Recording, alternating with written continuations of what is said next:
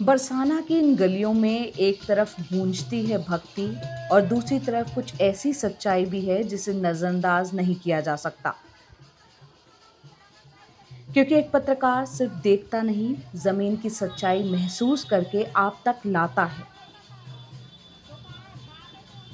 चलिए आप भी फील करिए मथुरा वृंदावन वाइब्स।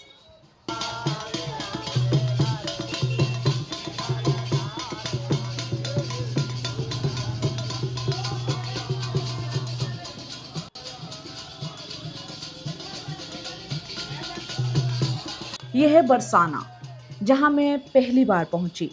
यहीं पहाड़ी पर स्थित है राधा रानी टेम्पल, जिसे लाडली जी मंदिर भी कहा जाता है। बरसाना को राधा रानी की जन्मभूमि माना जाता है और हर साल यहाँ बड़ी संख्या में श्रद्धालु पहुंचते हैं।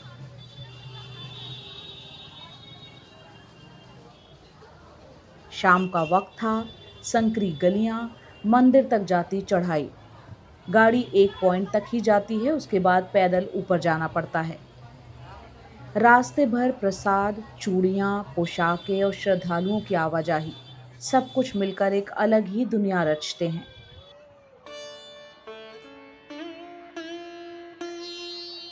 रात होते होते टिमटिमाती रोशनी, भजन कीर्तन और भीड़ के बीच एक अलग सी शांति महसूस होती है।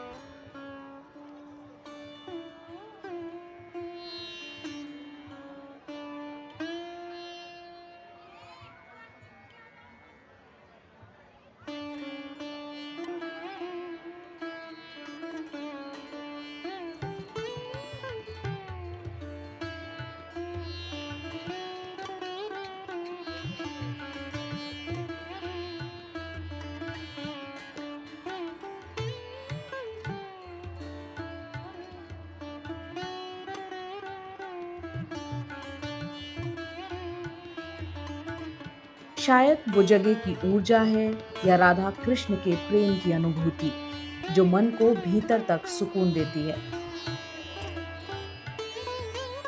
लेकिन इसी के साथ एक सवाल भी उठता है।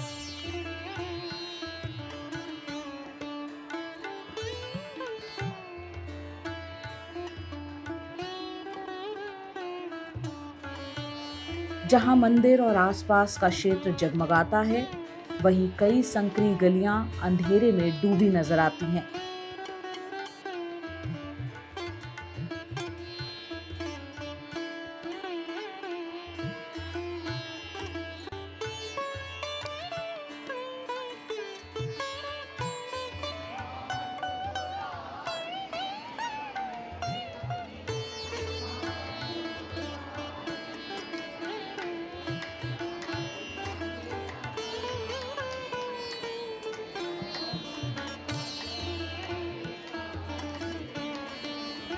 धार्मिक स्थलों पर जैसी व्यवस्थाएं होनी चाहिए, उनकी कमी यहाँ महसूस होती है।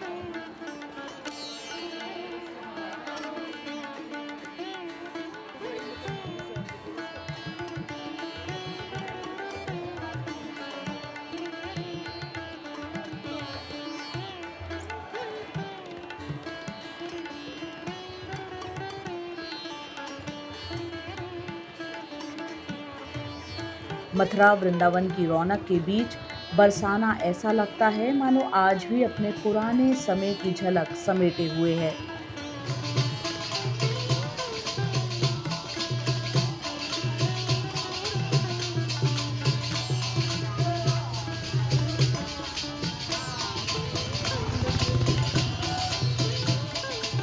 यहाँ से निकलते हुए देर शाम हो चली है। रात में बांके बिहारी मंदिर के भी दर्शन कर लेते हैं, क्योंकि अगली सुबह एक नई यात्रा आपका इंतजार कर रही है, जहां भीड़ के बीच भी आपको असली शांति महसूस होगी। इस सफर में मेरे साथ चलने के लिए आपका शुक्रिया।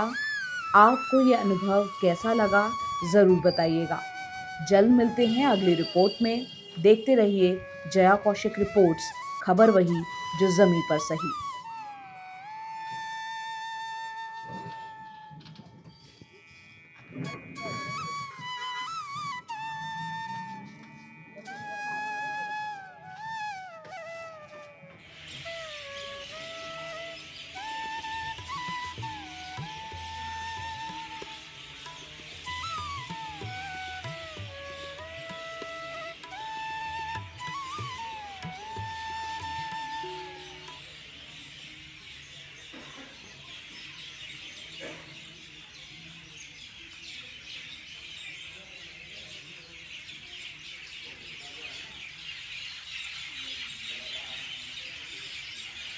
सर बहुत उच्च लेवल का है।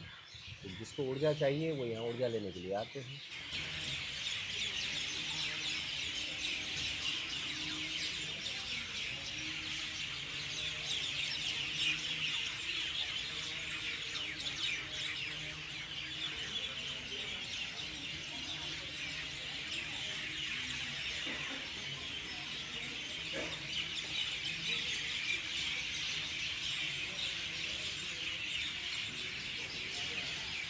प्रकृति में और ईश्वर में भेद नहीं है। आप यहाँ ईश्वर के लिए आए हो, प्रकृति आपको महसूस करा रही है कि हाँ यहाँ है। ये बाबा की गर्भगृह है जहाँ बाबा को जल समाधि दी गई थी। आप सौभाग्यशाली हैं सब जो बाबा के गर्भगृह का दर्शन कर रहे हैं बहन जी की वजह से।